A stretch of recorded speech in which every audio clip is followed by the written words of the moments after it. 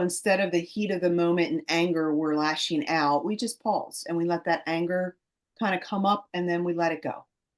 Hey there. Welcome to Top of Mind. Real talk for today's woman. With Anna and Karen. Anna, we're back, and I want to know, you never change anything. You sure you don't want to change something right now? I was gonna go run. In fact, I was gonna make a joke that said, let me change my shirt. But let me put my hat back on for this hat head. So yeah. But I didn't. Here I am. Here you are. Same way twice. So you brought up something tonight, talking about the power of pause. Yes. Which I think you've taken the last month. Is that what you've been on? Sabbatical of pause? That's kind of, yeah.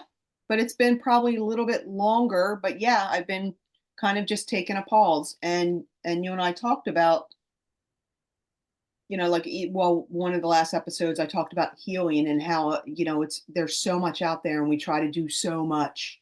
And you could pick any category and find thousands of things on that category. And you got to do this or you got to do that. And the pause for me was just about stop consuming, is to get out of that consumption. And really right now, intuitively, I just kind of want to listen to my body and kind of reconnect to the wisdom of my body and kind of, get out of that anxiety type of mentality. But the power of pause, I was thinking about that actually this over the weekend as it relates to even food, which sounds kind of silly.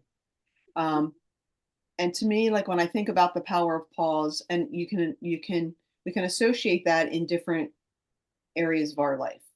So for instance, let's talk about food and say we kind of want a snack or we have a sugar craving, which is my nemesis. That if I just pause for 10 to 15 minutes, instead of automatically going to get that cookie or those chips, taking a 10 to 15-minute pause and just kind of letting that wave settle. So I thought about it with food, but like I also think about it when, I had something that came up, and I won't go into a lot of details. It was kind of personal. I'm not trying to throw anybody under the bus, but somebody said something very hurtful to me, like exceptionally hurtful. The old Anna would have just gone right back. How dare you? Who are you to say that to me? And this is what you do, blah blah blah blah blah blah. And I could have done that. And in fact, I think people are like, "Well, I can't believe you didn't go back with and say something." But I didn't. I practiced the power of pause. I just kind of let it go. I paused and then, just kind of thought about things after the fact. And I think about even, sometimes our political climate, or you look on Facebook and people just go at it. And what if we all just, like we talked about your 10-minute timeout. Timeout, yes. In the last segment. And what if, maybe it is a timeout, like, when our kids were little, like my kids were little, the timeout thing was it, that instead of always reacting, we just pause. Yep. And just how things change, if that makes sense. So instead of the heat of the moment and anger, we're lashing out, we just pause and we let that anger kind of come up and then we let it go. So that's kind of why I was thinking about the power of pause. What do you think about it? Well, two things that came up when you're talking, and they were both AA slogans for me. And the first was, "This too will pass." So, the craving around sugar, the craving around whatever, the emotional, an emotional moment, great feeling, a bad feeling, everything like that. What I was told was, wait long enough, this too will pass. So sometimes it's just about enduring until it does pass. But the second is what I heard speaking to me is about that, what I learned as the restraint of tongue and pen.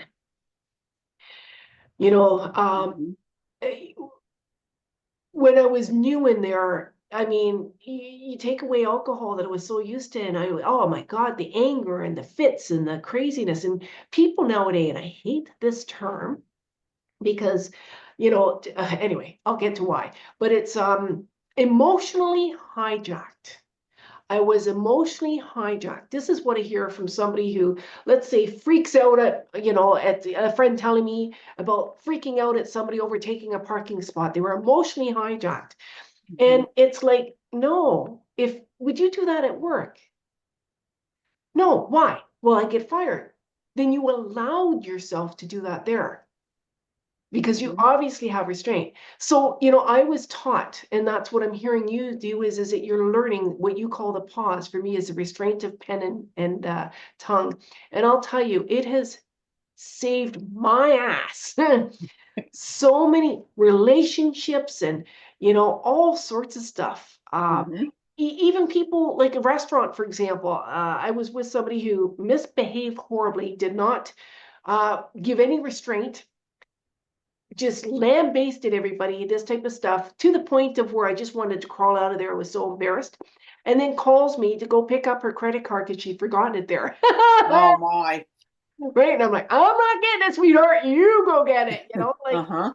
So, but again, that's even with people, like that are not close to us, or Mhm. parking infraction. Like, just think if you just stop for a moment, that feeling of anger, of impulsivity will pass. Mhm.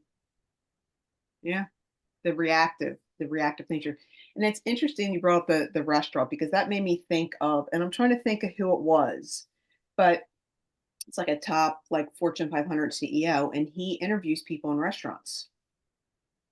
And he purposely sets it up so that whatever they order is screwed up. So when the person's food comes, it's purposely screwed up because he watches how they interact. And this is kind of what I say because, like I play tennis and there are some people that their behavior on the court is so bad and their behavior to their partner. And somebody was talking to me about a problem they were having with somebody they were playing tennis with and how disparaging this person was to them on the tennis court. But she likes them off the court.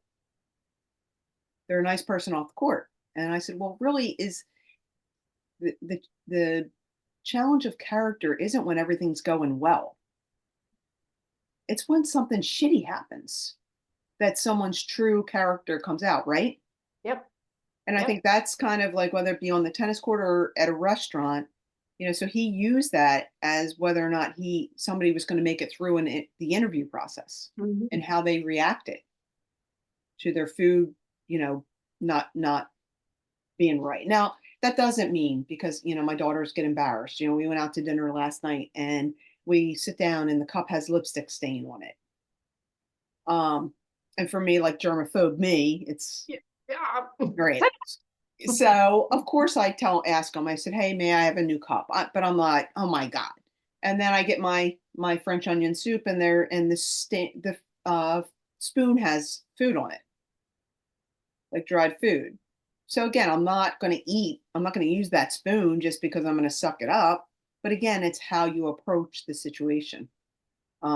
It's not like I said, "This is the second utensil that had crud on it, and this is a high priced restaurant." And yeah, that wasn't my approach, but I still rectified the situation, if that makes sense. So I'm not like advocate saying, hey, if you're in a restaurant and you get it something that you didn't order or whatever, but it's how you approach things, right?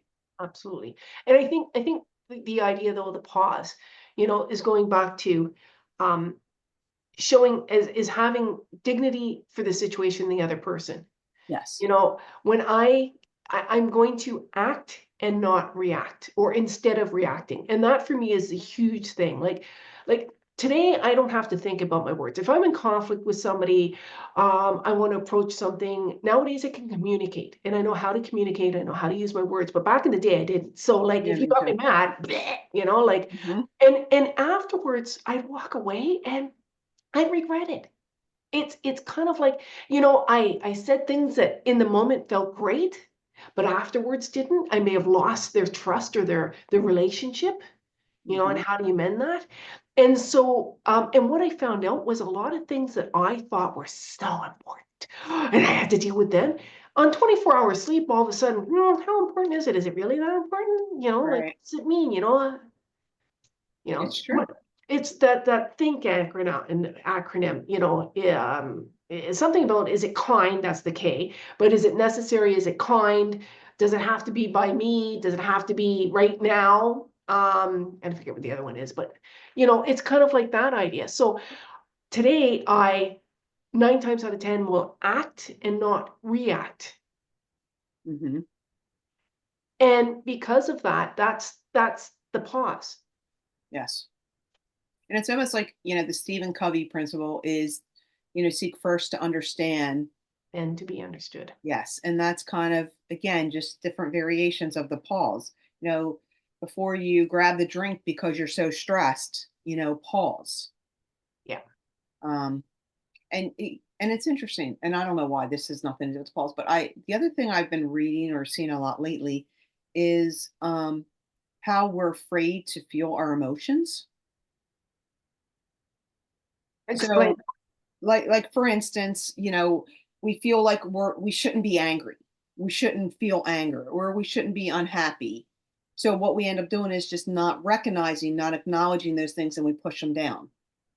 Hmm. So never kind of doing. But really what we need to do is, and maybe that's part of the pause, which is why I'm bringing this up, is, like you say something, you piss me off, and I don't have to say, I don't have to not be angry. I get to, recognize, what you said, really made me angry, but that doesn't mean I have to react to it. Like Yes. I can feel that emotion without reacting to that emotion. Well, or you can react in a an appropriate or positional way. Like I always say, don't bring a bazooka to a gunfight. You know, which is what we do. It's like you drop Hmm. a little thing, and it's like boom, and it's like you don't have to do that. Hmm. You can sit there and say, you know what, that really hurt. That Right. really upset me. That really offended me. Hmm. I don't have to go. Why do you mean you did that to me? Like. Yeah. Proportional, that was the word that I was looking for. There's Interesting. nothing wrong with being assertive and having a reaction that's proportional, but what I find is that it's not proportional. Mm-mm. Somebody, I mean, just watch anybody with road rage. Now, I took care of my road rage very easily. I learned that I could pull people over and give them tickets for the jerks that hadn't given me tickets, and it took away all my road rage. Isn't that wonderful? But anyway, I'm sure you can't do that, but so in road rage, I mean, people go nuts. Somebody could Hmm. and absolutely lose it. Is that proportional? No. They're blowing off extra steam. It's the 10,000 things that are bothering them that sometimes have nothing to do with that situation. Right. Yeah. And that is a very, very good point, that a lot of times when we're reacting, it's not that. That's kind of like the straw that broke the camel's back. And that's where the pause comes in, to play. So let's talk about. So we talked about the pause with food. We Yes. talked about like a pause with action. What other ways do you see like the pause? Well, of course, emails and text. I mean, how often do people go, blah, blah, blah, Hmm. you know? Yeah. And it's like, you know what? And or you've sent it and you didn't mean to. You sent it to wrong person. Oh my God. Um, you can't undo those things. You can't unsee those things. Hmm. Yeah. You're right. We lost a friendship of 5 years because Sue accidentally sent a not nice text to what she thought was her friend and sent it to one of the girls she was talking about. Uh And it's huh. because she was mad and upset over something that had happened. So she's Right. blowing off steam, Hmm. Yep. you know? And if she had just not blown off steam, look at this and doing this type of stuff, it wouldn't have happened. And bringing up your text, but don't we also have a tendency to read a text with our own attitude, Yes, of which is course. yeah. which is another way where, again, just a different kind of pause that we try to, recognize we're reading it through our own lens, through our own, how we perceive that person to be sending the text. It could be as neutral or benign of a text as possible, but yet we're reading it like, you know, Yeah. Tone So, City. so they're I'm just trying to think any other type of pauses. Note, they're the biggies. Pen, tongue, sugar, you know what I mean? Food, Sugar, like food, food. yeah, that type of stuff. I can't think of the pause for anything else, but it is a skill. It is something that you have to practice again and again. It takes a lot Mhm. of practice. But I'll tell you, I've never regretted pausing, That's a very good point. you know. That, I've do you always ever regretted not pausing, but I certainly haven't regretted pausing.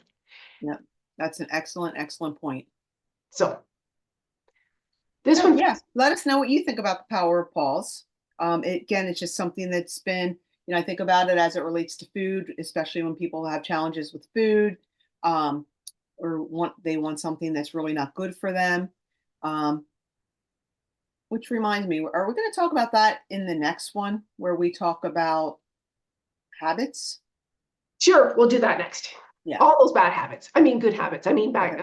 Oh, yes. Okay. So we will be coming back to you about habits. And in the meantime, let us know. How do you manage the pause? Are you doing it? Are you an expert or not? I feel like I'm an expert, but it's taken a Me, lot. not so much, because I So, have to tell you, and I will say, I talk about healed Anna and unhealed Anna.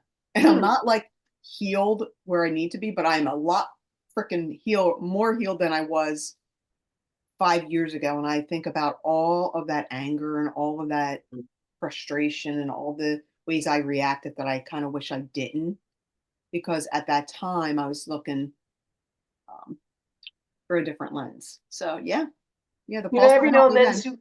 every now and then Sue looks at me and says, you know, you're not as healthy and well as what you think you are. It's like, oh, thank you. Okay. I'll get off my throne at the moment. My high, no, my high horse, thank you very kindly. So anyway, so thank you for joining us again. We want to hear, how do you handle the pause? I'm Karen Vaile, a mindset and confidence coach, and I am here with, I'm Anna Jennings, and I'm your midlife mentor. thanks for joining us. See you next time.